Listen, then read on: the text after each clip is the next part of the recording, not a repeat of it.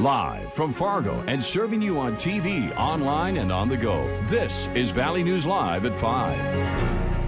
Backpacks were filled with lunches, toothy smiles were shown, and maybe a goodbye tear or two were shed from parents after snapping some back-to-school pictures. That's because today, of course, was the start of the 2018-2019 school year for Fargo.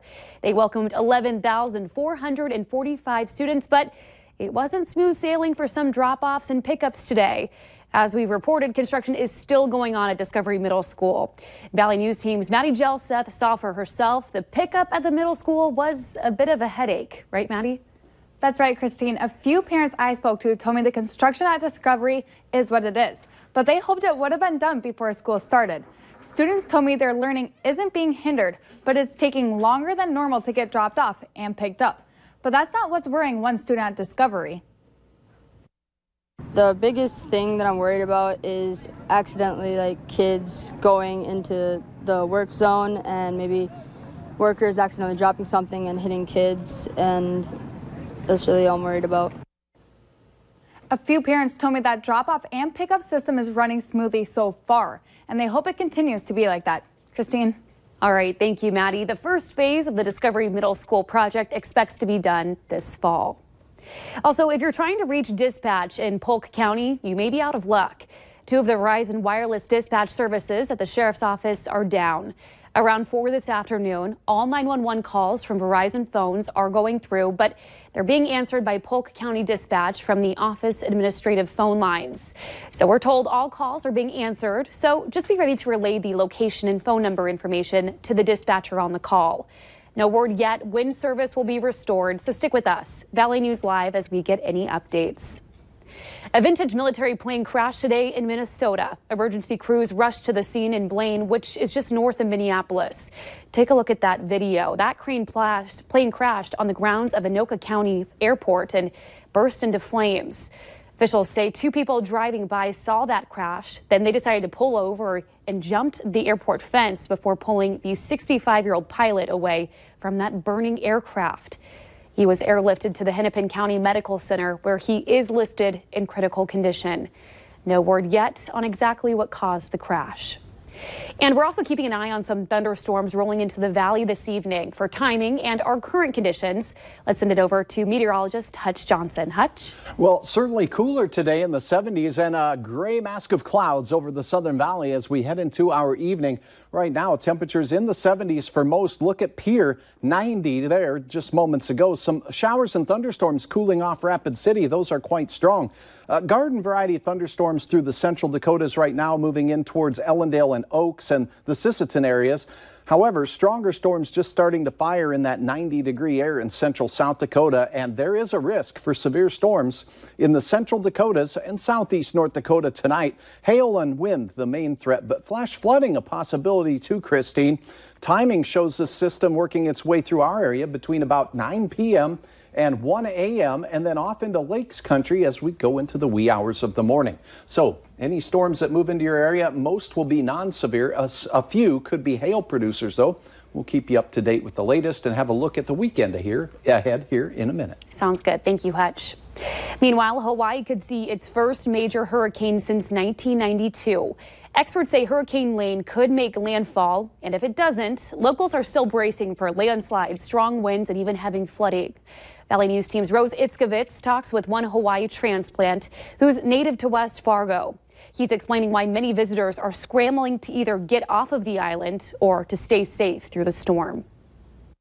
Just encourage everyone to stay calm and get prepared. Hawaii's governor on Wednesday preparing locals for potential disaster as Category 4 Hurricane Lane heads toward the islands. But experts say it could take a turn for either better or worse by later this evening. I mean, we hope for the best and are preparing for the worst. West Fargo native Wendy Mooney now lives on Maui for the past 16 years. There's a lot of anxiety, a lot of panic and worry and intense feelings right now, which are very understandable given the situation. Mooney rents out condos to tourists. While her office was boarded up earlier in the day, she says she's seen many visitors leave early as news of the hurricane began to spread. Looking online, the cheapest ticket I could find from Honolulu to Fargo Thursday night would cost nearly $1,000. And these prices may have even gone down as warnings have recently eased up a bit. It looks like it's kind of moving more away, and it might just be a lot of heavy rain. But the warnings are still in place. Just want to remind everyone to be prepared to shelter in place. 14 days of food and supplies and water, medicine, other necessities that they would have. And people have been stocking up. We've been seeing a lot of lines at stores, the people trying to come to get supplies, generators. I hear a couple gas stations actually sold out of gas. Mooney says the Big Island is already seeing some flooding, and the areas more heavily populated with tourists may be next, meaning even if the storm turns before doing its worst damage, the best case scenario is looking like a ruined vacation. Which is kind of a bummer for somebody that's visiting the islands and spent all this money to come here and it's raining. Rose Iskowitz, Valley News Live. Mooney says her business is allowing clients to cancel them at no charge, and it says in general, everyone is helping one another out during this time. Authorities say they are starting an internal investigation after yesterday's prisoner pursuit incident happened near Winger, Minnesota. Inmate Tony Kruger said he had a non-life-threatening medical condition and needed to go to the ER in Crookston. Along the way, Kruger was unrestrained and said he was in intense pain and needed help moving. That's when the officer got out of the driver's seat of the jail vehicle to help, but that's when Kruger got behind the wheel and took off. After several hours, state troopers spotted the stolen vehicle near Erskine and tried to stop it, but Kruger took off. A trooper ended the chase with a pit maneuver, but then Kruger ran away into a farm field near Winger. Kruger was taken back into jail last night after being checked out by paramedics. Grand Forks police are looking for a person of interest. Take a good look at your screen. Authorities say they may be involved in a string of vandalism reports. This image was captured by a homeowner's surveillance camera. The t-shirt is pink in color, although it looks white on your screen. But if you have any information, call Grand Forks Police at this number, 701-787-8027. NDSU police need your help in identifying a person wanted in a theft case.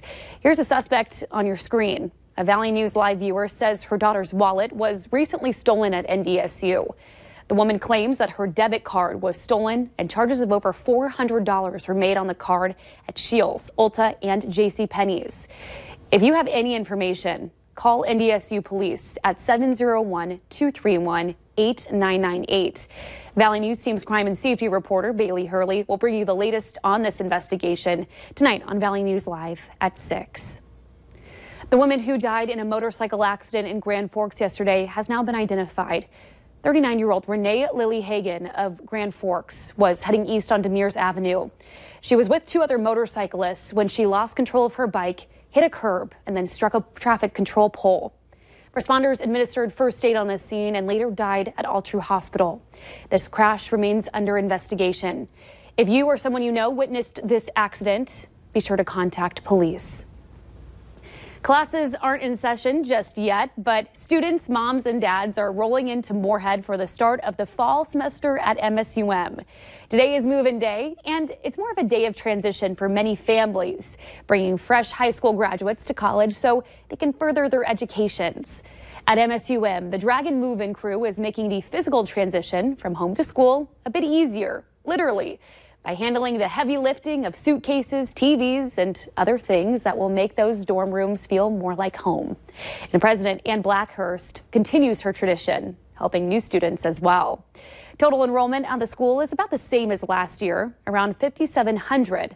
But MSUM officials say new student enrollment is up significantly. Classes get underway on Monday.